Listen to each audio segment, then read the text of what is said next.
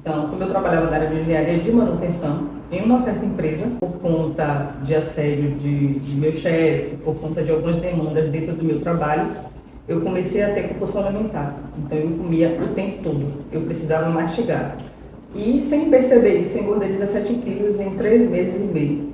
Então, eu comecei a não gostar mais de ver no espelho, eu não me enxergava mais. Eu parei de fazer minhas atividades físicas porque eu não tinha forças para sair de casa. Dentro desse processo, logo após eu também comecei a ter ataque cardíaco, comecei a ter muita dor de cabeça. Quando o telefone tocava, eu tinha um processo de sudoreses fortíssimas, eu me tremia. Então eu não aguentava ouvir o telefone tocar porque aquilo me dava uma irritabilidade muito grande. Dentro dos amigos eu estava uma pessoa que, se a pessoa me falasse uma besteirinha, eu estava sempre pronta para um embate. E da minha filha, né, que foi quem mais sofreu com isso, relacionado a até uma simples mãe dela, me irritava demais. Quando eu me percebi, né, dentro desse protótipo de crises fortíssimas de ansiedade, eu procurei um psiquiatra. Gostaria que o senhor começasse a se apresentar, né? Seu nome, sua profissão, sua área de atuação. Eu me chamo Luiz Henrique, eu sou médico psiquiatra, atuo como psiquiatra em atendimento em consultório particular, em hospital como médico interconsultor, né? Trabalho como coordenador de CAPS em Lauro de Freitas. Qual seria a abordagem psiquiátrica mais adequada para o transtorno de ansiedade que levou a uma compulsão da paciente? Olha, primeiro tem que ver porque são diagnósticos separados. Transtorno de ansiedade e compulsão alimentar é um outro transtorno psiquiátrico. Né? Então, além de sintomas físicos da ansiedade, parece ter um quadro de transtorno depressivo, porque tem muita irritabilidade, qualquer coisa irrita, seja os clientes, seja o barulho. Né? Então, lógico que para fechar um diagnóstico precisava examinar a paciente, ver o exame de estado mental dela, mas a descrição não me parece uma coisa exclusiva só de um transtorno de ansiedade. Então, muitas vezes, quando algumas áreas de sua vida não está funcionando bem, buscar compensar essas emoções difíceis na comida, assim como muitas pessoas acabam compensando em substâncias psicoativas. Muitas vezes tem que realmente ver a condição dessa pessoa de se afastar, de se fazer uma atestado, de se fazer um encaminhamento do INSS. Né? Parece que, pela descrição do caso, ela parece ter muitos prejuízos e ela não está dando conta de trabalhar. Nesse caso aqui também, seria recomendada alguma medicação? Na verdade, os antidepressivos eles já ajudam nisso, mas eles não ajudam tão rápido, né? Então, se tiver prejuízo de sono, se tiver esses sintomas, como ela descreve, de sintomas físicos na ansiedade, é muito comum no início usar doses baixas de benzodiazepínico para esses momentos. Muitas vezes, né, clonazepam, na dose mais baixa, que é 0,25, no momento de muita ansiedade física atacando, se usa, porque os antidepressivos eles demandam um tempo maior para fazer efeito. Para a gente finalizar, quais são os sinais ou comportamentos observados deveriam ser comunicados aos demais profissionais da equipe a fim de garantir um cuidado integral? Então, assim, nesses serviços integrados, pensando, por exemplo, num CAPS, que é hoje o modelo mais utilizado em saúde mental no Brasil, existe reunião para se discutir esses casos. Né? Quando é em um consultório privado, muitas vezes a paciente às vezes já chega, já tem um profissional, então você pega o contato e você troca, olha, o medicamento foi feito nisso, como é que está a adesão à terapia, né? Como está, e integrar a questão física, a questão nutricional é fundamental. Principalmente uma paciente dessa que teve ganho de peso. Musculação hoje está provado como um dos exercícios que mais ajuda na recomposição disso. Né? Então, se uma paciente jovem, se já tiver um histórico de ter feito atividade física com frequência, ajuda muito. Se nunca teve histórico, se descrever a importância de ter atividade física é importante. Nas consultas psiquiátricas, trabalhar junto com esses profissionais é fundamental. E principalmente mostrar que não é apenas o tratamento medicamentoso, não só o diagnóstico psiquiátrico e prescrição de remédio, mas como psicoterapia regular, prática de atividade física, revisitar as questões alimentares para melhorar são fundamentais. Eu sou Luiz Moraes, sou psicólogo clínico e venho me especializando nas terapias corporais, como análise da bioenergética e experiência somática. O que é interessante a gente pensar dentro dessas terapias é a inclusão do corpo como instrumento de intervenção psicológica.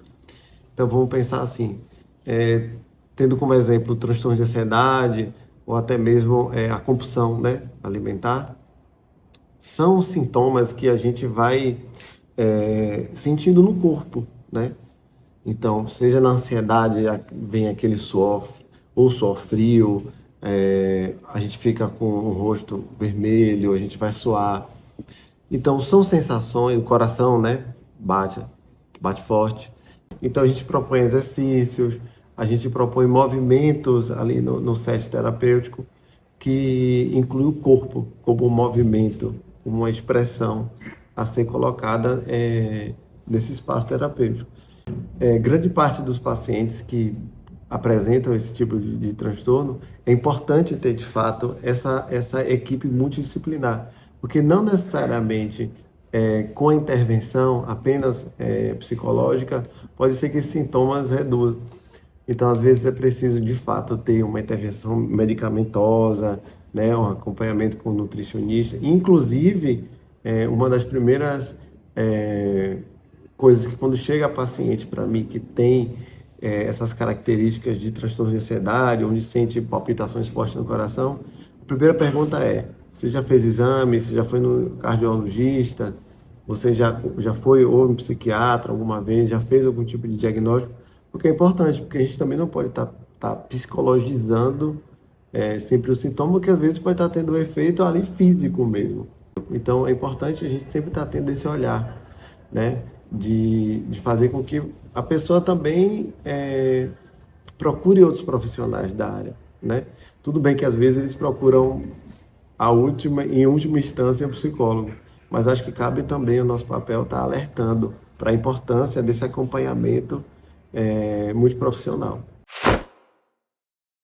Bom, no caso da Ana, é um caso onde a gente teria, né, que ter não só o cuidado em questões de planejar o treinamento dela, mas sim fazer com que esse planejamento seja algo prazeroso na hora que ela estiver fazendo.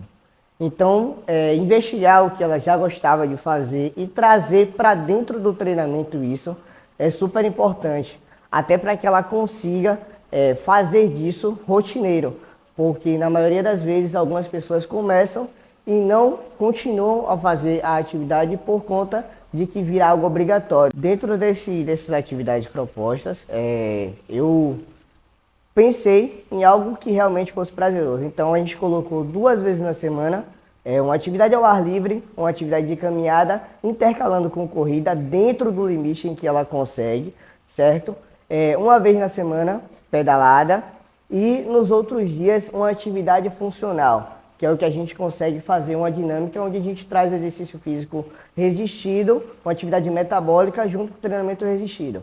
Então é algo que fica mais dinâmico e não fica algo tão monótono. Então não cai tanto na rotina e se torna um pouco mais prazeroso.